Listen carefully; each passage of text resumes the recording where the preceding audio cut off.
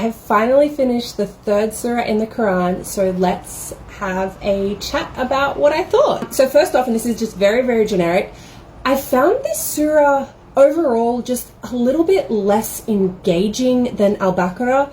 I felt like Al-Baqarah was very cohesive. It flowed really well. All of the stories kind of like were well grouped together and then merged into one another really well.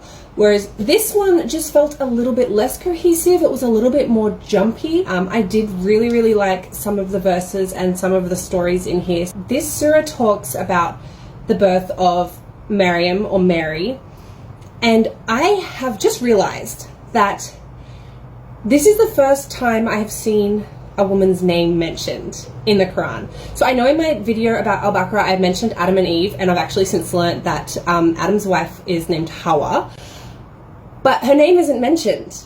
Her name wasn't mentioned. She was just referred to as Adam's wife. And here, Maryam's mother, Imran's wife, is just referred to as Imran's wife.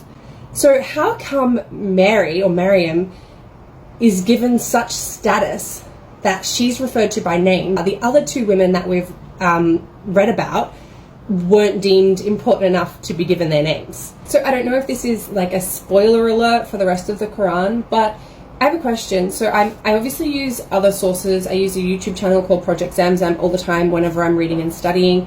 And in their videos, they mention, you know, Hawa by name, and also Maryam's mother is Hannah. So how do we know their names? Are they mentioned later in the Quran? Do we get that information from external sources, from other literature? Like, where are these other women's names? How do we know what their names are when they're not mentioned explicitly so far in the Quran? Let's talk about some of the verses that I've really, really liked. So I'm gonna go through and show you guys all the ones that I marked with a sticky note, because these are the ones that really stood out to me. So the first one is part of verse 20. It's about halfway down, and it says, if they submit, they will rightly be guided, but if they turn away, then your duty is to only deliver the message.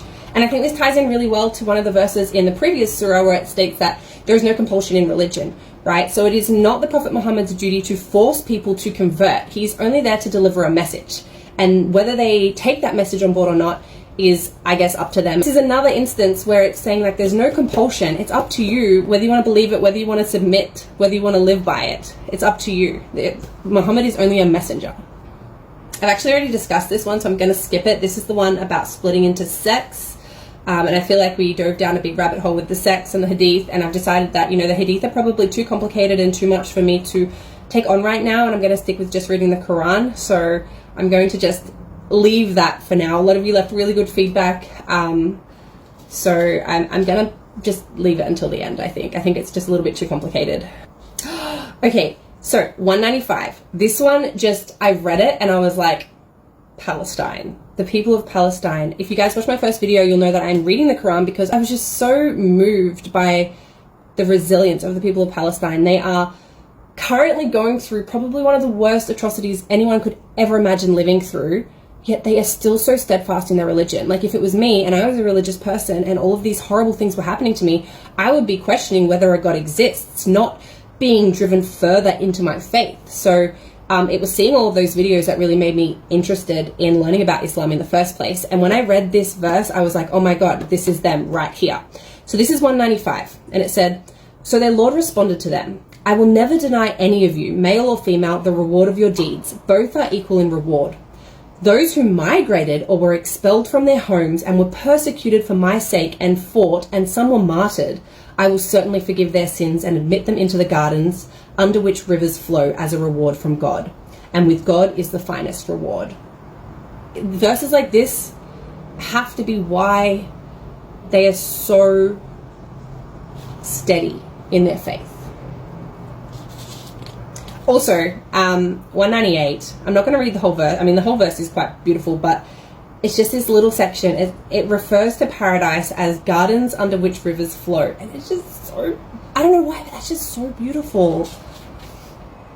And the very last verse of this surah, 200, it says, O believers, patiently endure, persevere, stand on guard, and be mindful of God so you may be successful. I feel like there's actually some more. I didn't tag them, but they are probably highlighted. I posted a video. My last video is just a slideshow of photos of some of my favorite highlights, and there are a couple in there. There's more than the 2 that I just read, but there are a couple in there that I felt like really relate to the humanitarian crisis that's going on in Palestine right now. This surah here is answering some of the questions that I had in my very first video when I had absolutely no context and I hadn't read a single word yet. And I was like, how are the people of Palestine so faithful? How are they so willing to put all of their trust in God when they're going through these awful, awful things? And I think this surah right here, number 3, it has some of those answers.